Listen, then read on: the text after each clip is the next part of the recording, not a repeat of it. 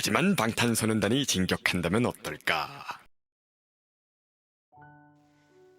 As the continuously rising juggernauts in the music world worldwide, South Korean group Bangtanso년dan, otherwise known as BTS, is a septet consisting of 3 rappers and 4 vocalists.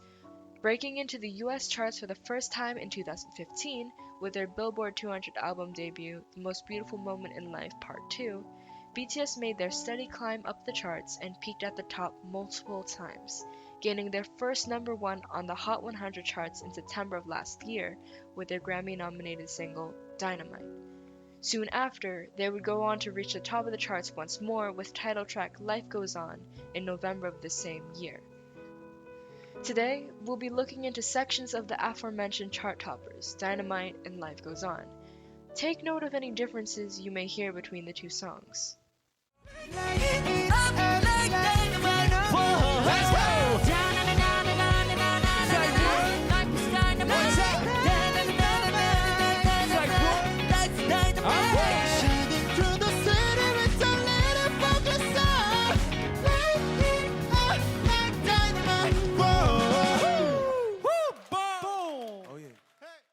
끝이 보이지 않아 출구가 있긴 할까 떼지질 않아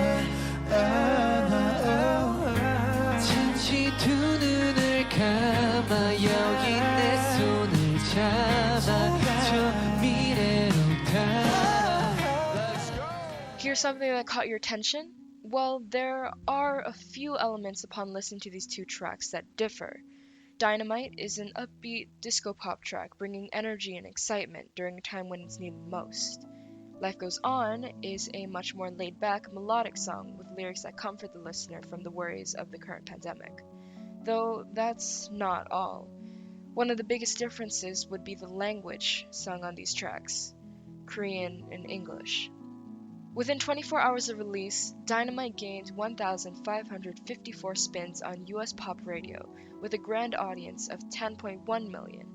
On the other hand, Life Goes On garnered 215 spins, with an audience of 0.5 million, in almost a month of its release.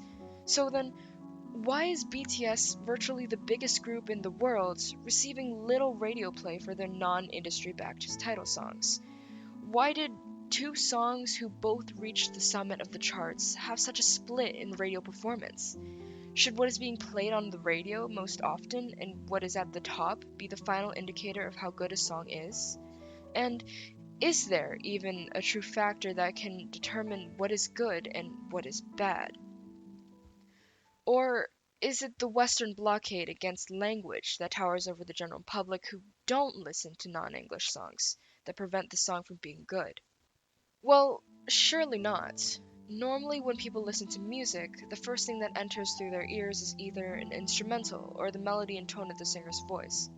Lyrics aren't necessarily at the forefront of focus when listening to a new song for the first time. That is more often than not an aspect that is looked into after listening to the song a couple times already. Some people may not even look into lyrics at all, or someone could figure out that they've been singing the wrong words years after having the song on their playlist. During this time is when a person decides if they like the song or not, but what does that mean exactly, especially for a non-English song? Listeners often take into account music that they've experienced and enjoyed before, something that's familiar. A person who comes from a rock genre listening history may favor songs with a leading guitar or drum production. Someone who might have grown up listening to R&B can lean towards a song with a heavy bass line or soulful vocals. An argument that could come up is that it's good to be pushed in a completely unrecognizable situation and explore the different sounds and genres to better widen your horizons, such as a person who listens to trap hip-hop dipping their feet into the waters of electronic music. However, while it is good to broaden your musical catalog, going into unknown and untested waters head first is not usually a good idea. This is because of, again, this unfamiliarity. A listener will be chased out instead of reeled into the music because it's not something considerably similar to that of what they've listened to previously. They'll hold on to the belief that because this one song was completely different, the rest will sound the same, thus ruling the entire genre or artist bad. Exposure to new things should be a process in a way that the listener can understand and digest through their current knowledge. It could also be the instrumentation and vocals that offer a feeling to the listener that relates to emotion. Taking a listen to a section of a rap verse in BTS's Dope, it's clear through how this rapper delivers his verse is mocking of something or someone. The listener already gets a general feel of what the song is about without even knowing what the words in the track mean.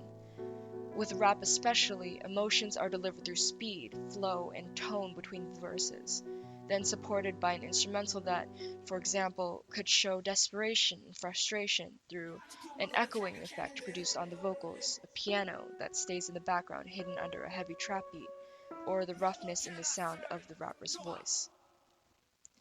A Harvard study easily backs this idea that through sound and delivery in a song, subjects were able to recognize what type of song it was, if it was for dancing or to be used as a lullaby, etc. These songs were from a completely different culture and language, but shared similar elements in music that they were familiar with. This just goes on to show that listeners can still relate to the emotions present in the song just through the song's production. It's the recognizable sound and weight in the delivery of the words sung that people can connect back to emotions they felt or seen and relate to a feeling present in the song. Through finding the song relatable, the person may grow a connection to the song or develop a special memory with it. But what if we were, just for a moment, to consider the content of the lyrics in the song? Especially in translated works, it's difficult to pick up the nuances felt in the original language going into English, or there might be a specific word in that certain language that can't be perfectly described or translated. Take a solo project from one of the BTS members. The specific word sobok sobok is mimetic of big snowflakes falling in a gentle manner into a big pile on the ground. There are definitely different ways to translate this word, so does this in turn cause the song to lose value? It most likely causes quite the opposite response. Listeners can learn to appreciate these other languages and how well crafted the lyrics are to express an emotion or message, especially when a very specific action or description can be put in just a few words or characters. There's also appreciation for the writer through any potential wordplay present within the song, showing off their mastery and lyricism by the artist and in language itself. One could argue, why bother reading translations or listening to the music at all if you have to go through all this work to find an accurate translation, which, even then, does not retain its fullest message? Then I raise this. Why travel to other countries who speak in an entirely different language? Why consume other media such as movies, documentaries, foods, and video games written or made in different countries? It's to appreciate the works of these other places and to fulfill the curiosity that lingers around them. It's to find out why such things are popular and understand the reason it is so. That's why the arts from these other countries are good, because people invest their time into consuming the art and coming back for more. The beauty in music lies within what it is at its core, a melody and instruments crafted together to create something that gives a sense of comfort to the listener, a home to come to. It destroys any potential language barriers that could pose as a threat from determining what is good music. It's not just the heights it climbs on the charts. It's the familiarity in sound and tone heard through the composition and production choices made on the track that allows for it to be enjoyed by the listener. A wave carrying them safely back to shore, only for them to come back to the sea for another ride.